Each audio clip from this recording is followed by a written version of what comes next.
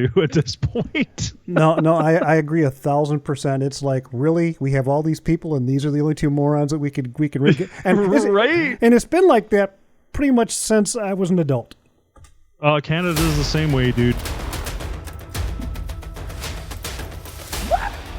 No, it's back. Give it to the quarterback. No, we got the running back.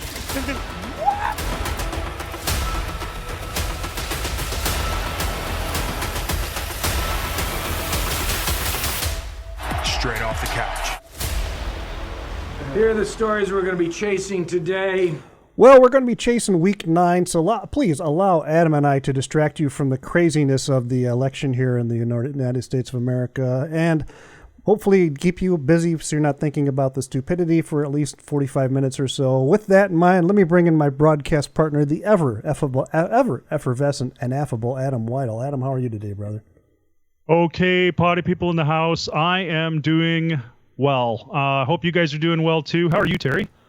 I'm avoiding all the news and information outlets possible, other than the sports stuff, because we had a trade deadline happen today.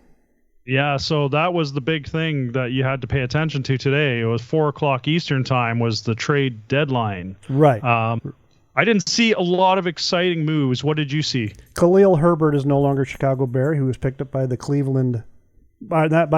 Cincinnati Bengals, because they lost their running back last week to a season-ending injury. And right. Zadarius Smith from Cleveland going to Detroit.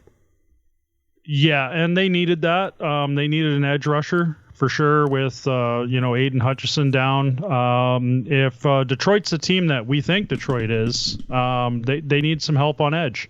And, they seem to be doing well without him. They are right now the cream of the crop in the NFL. With that in mind, let's launch right into it. The Thursday night game, Jets at Texans on Halloween, and I'm pretty sure that Aaron Rodgers was hoping somebody would recognize his Halloween costume for what it is, not a washed-up quarterback. And it turns out he wasn't washed up in that game. Yeah, the Jets dressed up as a professional football team in that one for must have been Halloween, because we haven't seen that. No, that was the first time all season.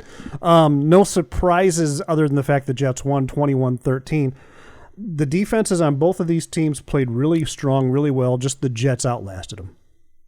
Yeah, and there was, some problems on both sides of the ball with the Texans. I think they could have won this game if they didn't make so many mistakes. Yeah, that's basically it. And that brings us to our noon/1 o'clock slate of games. First up out of the box, we had Saints at Panthers. Panthers actually played a game. Yeah, so interesting. Derek Carr and Taysom Hill both come back for the Saints. And I don't know. We were expecting 60 points from them, I guess, and we didn't get it. And the Panthers looked like a football team. They did. They came out, they won 23-22. I mean, it was a squeaker, but good for Carolina for pulling it off. Then we had Commanders at Giants, a divisional game that was a lot closer than I thought it had any right to be. The Commanders pull one off on the road, 27-22 over the Giants. And Daniel Jones actually throws a touchdown in his own stadium. Wow, first time in like 18 right. months or something. Yeah. That brings us to Dolphins at Buffalo. Buffalo go ahead and pulling that out at the last minute with a field goal. I wasn't able to watch it, but watching the highlights, it looked like a really good football game. That was a game, and Dolphins had them on the ropes for the longest time, and we were like, this is a hot game. I mean, the Bills might actually lose this one, and they squeaked it out, but the Dolphins actually had the lead for the majority of the game, which was kind of shocking. Tua being back actually does make a difference. The one stat from that game, I don't think I've ever seen it before. Jaden Waddle gets a touchdown, but ends up in the box score with -4 yards. Yeah, that was an odd piece of trivia there. That moving right along, we have Chargers at Browns. Chargers just making Cleveland look like punk ass bitches. Yeah, well, the Browns are definitely cleaning house, especially by what we've seen, in the last week and a half or so with what the trades that they've been offering up. First they get rid of what's his name? Wide receiver, Amari Cooper. The well-dressed Amari Cooper, yeah.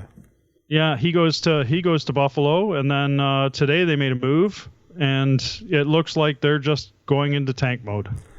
Yeah, and unfortunately, that's just where they're at with the contract they have for that quarterback. They're kind of screwed no matter what they do. That brings us to the next game. Go ahead. 2-7 record. I mean, like, what are you going to do at this point in the season? And that quarterback contract really has them hamstrung. It's a really bad contract. Their salary cap is screwed because of that. Yeah. That brings us to the next game. We had Patriots going into Tennessee. That one almost went to the Patriots, man. So I'm calling him Drake Mayhem now because, my God, can that kid play? But he's got no help around him. That's always painful to watch. That's painful to watch when it's your team. Yeah, and I mean, that kid's got a gift, and I hope they don't give up on him because he's got a gift. He's a magical player, and they'll probably hang on to him for 3 years, and they won't build up the team around him. Like, they really need an offensive line. They truly need a wide receiver one somewhere on that team. They can't just be thrown into the tight end all the time. Those days are over. Yeah. They do need a deep threat target, and the guy's got an arm to get it to that dude. But they have to build the pieces up around him. They have to develop them. And this one goes into overtime, and the Titans squeak it out with their field goal, and then obviously the Patriots are doing their final drive, and he makes a pivotal mistake and throws it right into the Titans' hands, and interception ends the game. They might want to invest in some offensive line help too, because I mean, they need all 5 guys in the front. There's nobody good there. It looked like a fire drill every highlight I saw. That brings us to Cowboys at Falcons. Falcons. I mean, the score was 21-27, but it was nowhere near that close. A lot of that was garbage time. The Falcons just went ahead and handled it. And did you see the Dak Prescott highlight after he'd gotten hurt and he was on the sideline, and you could just read his lips saying, "We fucking suck." Yeah. That was a big thing. Cowboys are going to be probably without Dak for 4 weeks. They haven't announced it yet, but as soon as he goes on IR, Jerry said in his weekly press conference, for IR for 4 weeks is coming up. Yeah. Yeah, he said it's most likely. They haven't officially announced it yet, but that means he's on the bench for 4 weeks, and I guess Cooper Rush will be the guy. And he's got a pretty good record, but he hasn't played since 2022. Cooper Rush didn't look bad with what he was doing, though, man. Kid's got a record of 5-1 as a starter, but he hasn't started a game since 2022. And we'll see. That brings us to the game that cost the entire coaching staff their jobs. We have Raiders going into Cincinnati, and the Bengals 41-24, just cleaning house. I really don't know what the Raiders expected at this point in the season. The only guy they have is Max Crosby, and he's not throwing or catching the ball. Well, the offensive coordinator they fired used to be the Bears offensive coordinator, and I didn't think he was long for the job because I saw that guy for 2 years. Bad offensive coordinator. I mean, sure, they don't have a lot of tools on that side of the ball, but you can do a lot with play calling and just being smart, and he doesn't do either of those well. So no, he's always in a desperation mode for some reason. It's always just like instead of taking the deep shot on second down, he'll do it on third or fourth down if they're going for it. It's like everybody knows what's coming at this point. You can't disguise it. And he doesn't like the run game at all. He wants his quarterbacks to drop back 40 times a game, and that's always a recipe for disaster. You want to have some run game. You want to have some balance, which our next game up, we did have some balance. The Broncos losing 10-41 to the Ravens. The Ravens were all sorts of pissed off, and they were getting even after what happened to them the week before. So the Ravens look legit. They've had, let's be honest with the Ravens. The 3 losses that they've had this year have been 1-score games. Mm-hmm. Mm-hmm. They've been a victim of circumstance a lot of times. It's just better clock management on the other side of the ball, or just how the plays turned out, and it just turns out the opposing team gets the ball with, a minute 30 left, and they can make a drive to get that game-winning field goal. But all their games have been close. They're a legitimate team. Derrick Henry had a day again. They're a well-balanced team, too. They look good on both sides of the ball. So Henry's got a touchdown in all 9 starts on this team, which is crazy. What a great addition to that game, man. And that brings us to our late slate of games. I'm going to skip the one that is up next. I want to save that to the end, but we'll go with Jaguars at Eagles. Jags at Eagles. Eagles looked like a really good, complete football team. The Jaguars played better than they have recently, but not enough to win. I didn't see the Jags coming this close against the Eagles. The Eagles looked really good. I'm not going to lie. I enjoyed everything I saw from the Eagles. No interceptions. They just played a really well-rounded football game on both sides of the ball, all three phases. It must be the Kelly. Must have been the Kelly Green uniforms, man. The Kelly Greens, I guess. The Jags just looked like they were in desperation mode. Trevor Lawrence had some great passes, some nice end zone touches, but they just couldn't get it done. And then he threw a pick in the end zone on their drive to kind of take the lead, which says a lot. I mean, I don't even know how you throw it to that guy. Looking at the coverage, because the Eagles defender was actually behind the receiver he was throwing to in the end zone. So I don't know how you missed that pass, but just threw it too tall, right size, wrong shape. I don't get paid millions of dollars to throw the ball in the NFL, so I don't know. And Saquon Barkley adding to his highlight reel, that was pretty impressive. The reverse hurdle was just wow. And he was 1 yard shy of 200 yards rushing. He was at 199. We had a room full here, and as soon as that play went down, everybody went, oh, and it was loud. Yeah, like nobody could believe what they saw on live TV. It was crazy. That brings us to Rams at Seahawks. Rams pulling out a squeaker there. I didn't see that game going the way it went, and I didn't see Puka Nacua being ejected from the game either. I didn't have that on my bingo card this week. I did not see Puka punching his own player. Unsportsmanlike contact against your own team.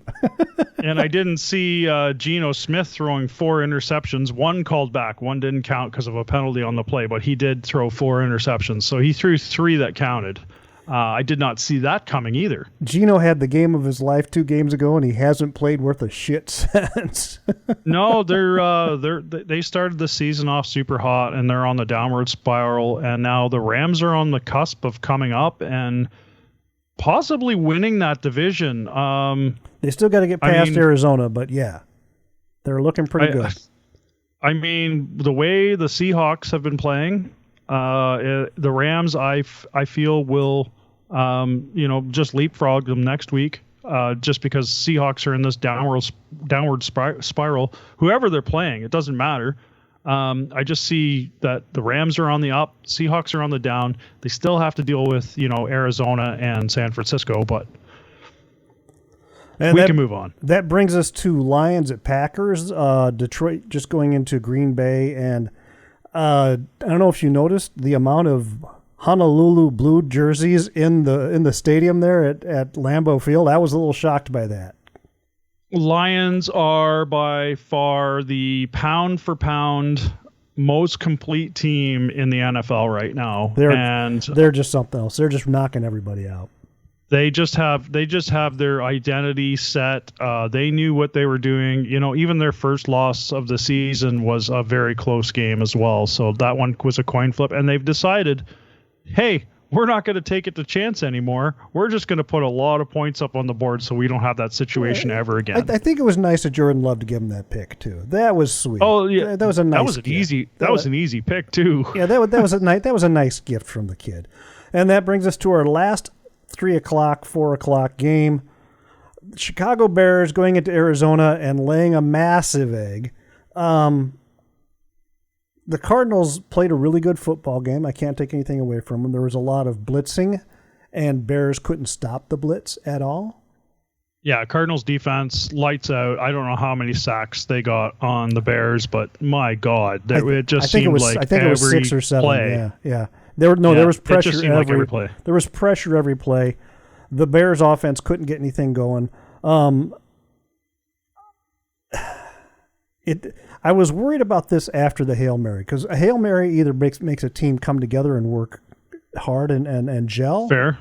Or it makes them fall apart. And the first week, at least, it looks like they're falling apart. And it's disappointing. Yeah, and they might get a little bit of an uplift next week, but we'll talk about that when we get into those games. And that brings us to our Sunday night game. We had the Indianapolis Colts going into Minnesota. That game was a lot closer than I thought it had any right to be, but Minnesota pulls it out 21-13.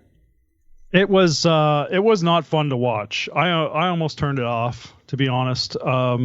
It was not an exciting game. It should not have been on Sunday Night Football. Both these teams are struggling with whatever they've got going on, but it doesn't seem like they have a true identity at this point in the season. Vikings, started really hot. They were like a 5-0 team. They took 2 losses. They've just still lost that step. I think they had to win this game to avoid falling apart. That's what I think happened. I think the Colts were a good team to be playing Minnesota at the time, but I think the Vikings had that point. They're at that point. If we lost a third one in a row, their season would have been over. So they had to win. It was almost a must-win situation for them, and they went in there and took care of it.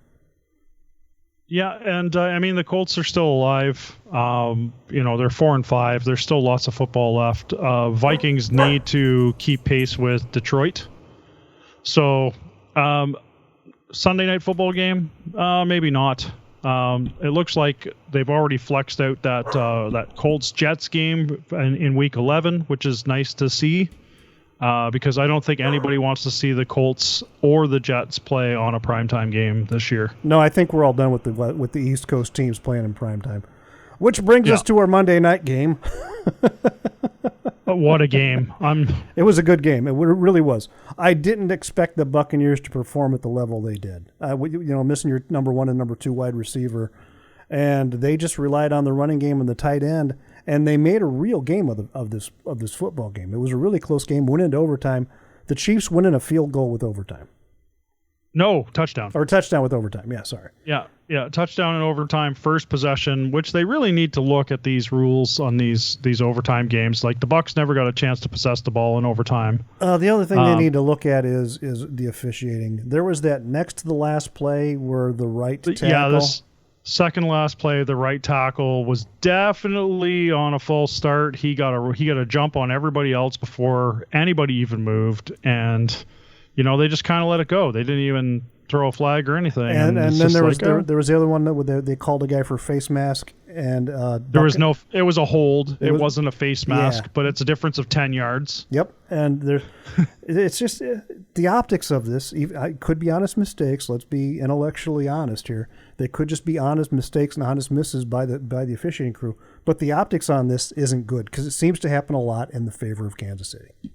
It does look like I'm not a conspiracy theorist or anything, but the more that I watch these games and the more that I watch the reactions to these games, people that are not Chiefs fans, they're just like, they didn't call that on purpose, and they what was that? They threw a flag, all hail Patrick Mahomes kind of vibe.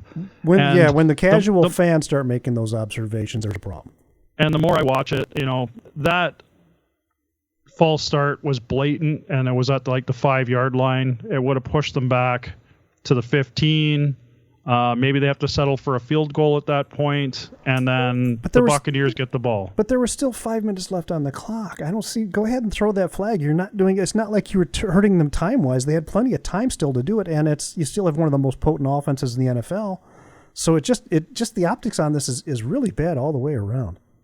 One of the meme pages today I laughed at, and they said NFL to change the overtime rules, so whoever wins the coin flip wins the game, so they don't have to play the extra frame. Actually, I think it should be the NFL is going to change the overtime rules, so whoever wins the coin flip, Kansas City wins. Even if Kansas City's not in the game, they still get the W. Yeah, it's just like, oh yeah, okay, so Kansas City already won their game earlier. They get an extra win this week, and both of you lose. You take an extra L on the standings.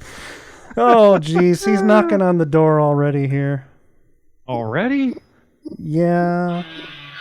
Yeah, it must be cold outside. It is. Cooling off here. We're in November, It's Coach Blackwell. Coach, how are you today, sir? Hi, Terry. How you doing this week? You're looking good. It's not how you feel, it's how you look. And you look marvelous. This week, I noticed a couple things. I want to say that the Arizona Cardinals, that red uniform that I talk about every so often when we're wearing it, I think that's their regular uniform, but it looks like they're wearing pajamas on Christmas morning. They just need a little door flap in the back. Some flannels. So we're not going to talk about that ever again because I thought it was a special uniform the first couple times I saw it. But it turns out it's probably their regular home uniform. This week we saw the Colts, the Chargers, and the Dolphins go full icy. White head to toe. The Jags and Lions also went white on white with their regular helmets. So there was a lot of white after Labor Day. Well, you know, Trump is running for president. They just wanted to feed into this conspiracy theories there. The New York Giants come out in their legacy uniforms. Now, it doesn't look anything real different, but there's a couple little twists on their little details. The blue top with the white pants. You know, it's kind of an old school uniform with a new vibe. Right, they usually wear the gray pants, so the white pants that's a nice look. The Eagles come out. I think you mentioned it earlier. I heard you talking to Adam. Kelly Green throwbacks with the little eagle on the arm, old style helmet. They look good. And that Saquon Barkley, yummy. I know he's a running back, not a tight end, coach. So just so you know. They call him Quadzilla for a reason. Seahawks came out head to toe in college navy. That's a good look. It didn't help them. They played like a college team. Who gets honorable mention this week? So the best look this week, and I know you're going to hate this, but the best look of the week is something that we haven't seen before, and Green Bay comes out in their 50s throwback uniforms with a full green uni with a plain yellow hat. And the yellow hat just sold it for me. No logos, just plain old yellow. Did you like the Halloween unis that the Jets were wearing? You haven't brought that up yet. Yeah, the black Jets. You know what? I don't want to even talk about the Jets. I'm so done with them. The hype is over. We've seen those uniforms. They came out and they were just like, oh, it's Halloween. We're going to come out as a professional football team. We better wear all black. Nah, that's not. They don't even get an honorable mention from me this week. Sorry. See, if they're smart, they call those the black stealth uniforms. Well, thanks a lot, Coach. We'll see you next week. Toodaloo. And he saunters out the door, swish, swish, swishing away. That brings us to this week's slate of games. Week 10. Oh, my God. Week 10 in the NFL. It's Thursday night, 48 hours away from when we're recording the show here.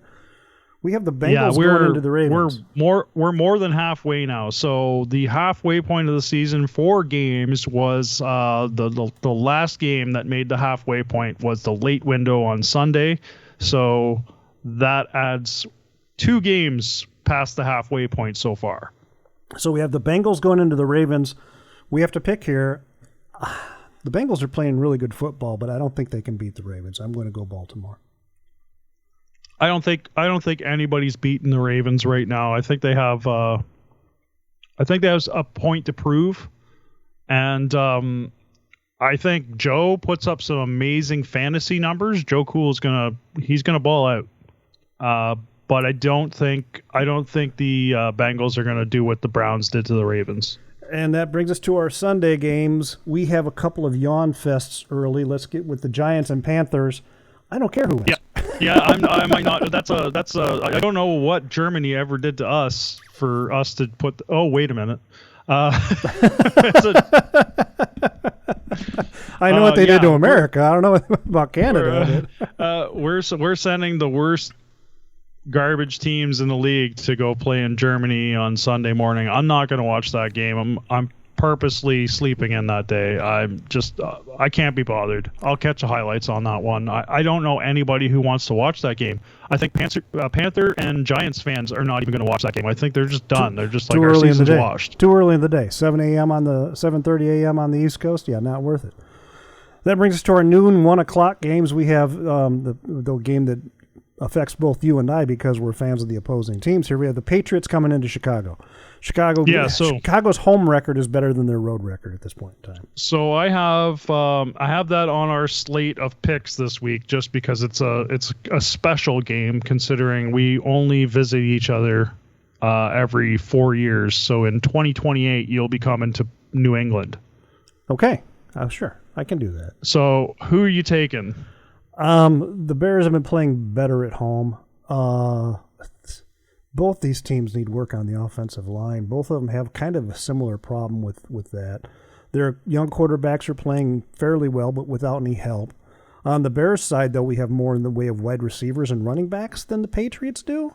The Bears' defense until against Arizona was one of the better defenses in the league, but against Arizona they laid a huge egg. So I'm going to pick the Bears with an asterisk. Yeah, so this one's a hard one for me now after watching, Drake May play on the weekend, and he is obviously healthy. He's out of the concussion protocol from the week previous or whatever happened there. He's healthy. He's playing well. This team's starting to gel. Their defense is still pretty solid. I think if they can put the same pressure on as Arizona did, then because they're going to be watching tape, I think the Pats can win this one. They don't have the talent that the Bears do on offense, though. I'll give them that overall. And so it's going to be one of those coin toss deals. So we'll take each other's teams respectively, I guess. Right. We'll take our fandoms over on that one. Yeah, we're voting with our heart. That brings us to the other noon games. We have Niners going to Tampa Bay. That has the potential to be a good football game. I don't even want to see this shit. I'll be honest. But Christian McCaffrey is back to practice now. I don't think he'll be game ready yet, but he's practicing, so that's good. I just don't want to see Baker's little heart get broken again. The guy is the second leading interceptions pass thrower in the league. Yeah. They said he's the gift that keeps on giving to both the offense and the defense. Yeah, he's throwing a lot of yards, man. So we have that brings us to Broncos at Chiefs. Well, I think it's going to be hard for Denver to beat Kansas City and the officials. I think that's going to be a Chiefs deal. Is this the upset, though? Is this the upset week? I don't think so. I don't think so either, but I feel like for the refs to make it feel good, they have to lose one. Lose one on a questionable call. I don't know. I don't see the Chiefs. See, is it just me? Is it just me, or should teams be able to pick when that questionable call happens? Like, let's say the team they're playing in the NFC Championship goes, you know what? I want my questionable call with 2 minutes left in the fourth quarter. Yeah, I want 1 minute 25 seconds in the fourth quarter left, and we have possession of the ball. If that happens, flag. Anyway, for whatever. Yeah, for just unsportsmanlike contact. Yeah. Ineligible downfield, something. Yeah. The big thing there is Chiefs are at home. They just finished Monday night at home. They stay at home, so it's not really a short week for them. Right. And the Broncos, Denver's not that far away from Kansas City, so. And but the Broncos just had another away game, so they've been on the road 2 weeks. They're going to be a little tired. I don't see the Broncos pulling this off. Now, if it happens, I mean, we all win, legitimately. Right. And that brings us to Buffalo going into Indianapolis. I don't see the Colts having a chance in hell here. No, Buffalo. I'm sticking with Buffalo on this one, 100%. They're the more together team. They've got all the pieces in play. Colts are struggling. Probably looks like Flacco is going to start again. Not that Flacco is a bad quarterback, but he is up there in age and he doesn't have a lot of weapons. Right. And that brings us to another noon game. This one has a little bit intrigue to it for me. The Steelers going into Washington against the Commanders. I don't think the Commanders have really faced a defense quite like Pittsburgh is running, and this is a rookie quarterback, so that has a little intrigue for me.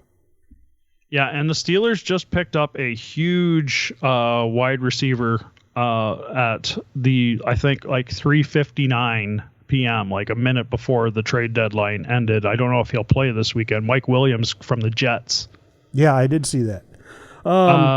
So, I mean, the Steelers look like a legitimate contender, even with their switcheroo on quarterbacks. They have all the pieces in place. Their defense is stout, always has been. I'm never going to shit on the Steelers' defense. They're a very defensive team.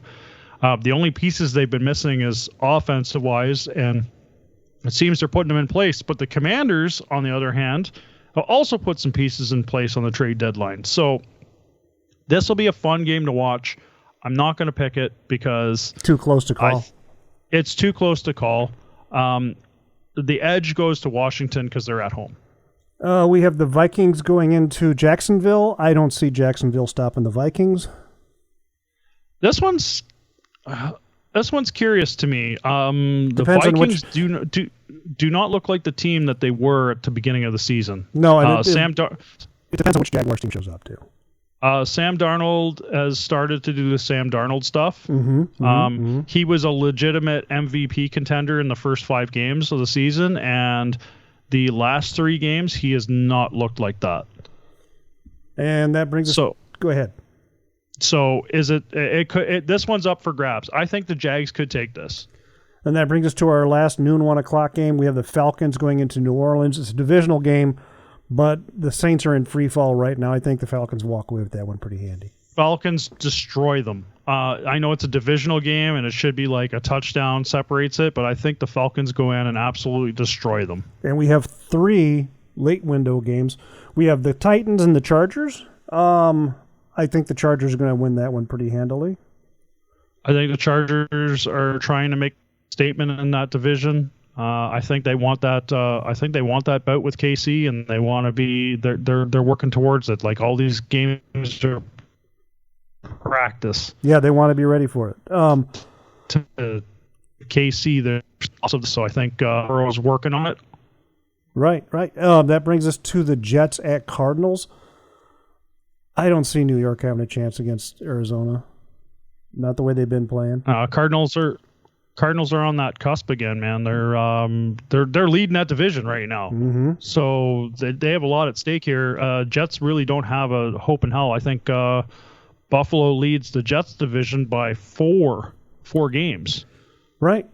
So and, at some point, the wind has to come out of your sails. Right, and they're running out of time. That brings us to our last 4:25 start. We have the Eagles going into Dallas without Dak Prescott. I think the Eagles are going to walk away with this one. So divisional game, this one can be a coin flip either way. I do think the Eagles, Saquon's just looking too good these days. Jalen Hurts isn't making mistakes. A.J. Brown's in the lineup. They have outlets. I think the Eagles take this. And that brings us to our Sunday night game, which it has the potential to be a really good football game. We have the Lions going into Houston. It depends on which Houston team shows up, though. Houston this year is kind of like a tale of 2 teams. Yeah, so even if the Texans team that showed up at the beginning of the season is playing the Lions, I still think the Lions destroy them. Yeah, I agree. I think the Lions are going to win this one, but it could be a good football game. And that brings us to our last game of the week, Monday night. Miami Dolphins going all the way across the country to play in Los Angeles against the Rams. Wow, I don't even know which way to call this one. So I think the Dolphins, especially after playing such a strong Buffalo team and almost winning that game, I think the Dolphins can handle the Rams. But on the other side of the coin, Rams receivers and Matthew Stafford are playing really good, and their defense as well. They picked off Geno Smith for 4 interceptions. 1 was called back, but 3 interceptions. They were clean. It wasn't like baubles or anything. If Tua makes a mistake, Rams defense is definitely going to intercept that ball. This one could go either way. I'm going to take Rams by a field goal just because they're at home. Yeah, I think that's a fair call, and I think I would go with the Rams too. What do we have to do? Do we have any housekeeping to take care of here? Just a note, Browns, Packers, Raiders, and Seahawks are all on bye this week, so we will not be seeing them play. I think that's going to hurt anybody's feelings, actually. Right. Nobody on this show, anyway. It gives Browns fans a little bit of a rest, especially after they're cleaning house. Packers coming off, going up against probably the best team in the NFL right now, to be honest. Raiders don't have anything to fight for at this point. They need a break. They need 2 weeks to restaff that offensive coaching room too. And Seahawks are in a free fall. I think they've lost 5 in a row at this point. All right. Adam, where can the boys and girls find us at? Oh, you can find us at the the wonderful Book of Faces. There's always that. I was thinking one day we should do the show and go live and do it. Oh, we can't do it from the desktop. Never mind. Going live is only mobile now. It's a mobile thing. I'll figure it out one day when I decide to dig into it. But yeah, you can find us on the Book of Faces. Just go straight off the couch. You can find us. It's searchable. It's easy. You can check us out on Linktree straight off the couch to find all of the different platforms and outlets that we're on, in case you have a favorite. If you do like podcasts and you have a specific podcast platform that you enjoy, we're probably on it. Just look for us. You don't have to watch us on YouTube or Spotify or whatever link we throw up every week. If you want to just follow me on Instagram, I'm Adam Off the Couch, and I'm also Adam Off the Couch on X if you're into that sort of tweet deck Twitter sort of thing. Terry, what about you? I'm on X at TREMUP. That's at TREMUP. I promise you, no politics. And I'm on Instagram at TerrumUpTerry. For my broadcast partner. That's me. It's been a good week. A good week of football. We're in week 10 now, so things are going to start shaking out. I'm getting excited. If you like the show, tell a friend. Be safe. God bless. Bye-bye, everybody. Have a week.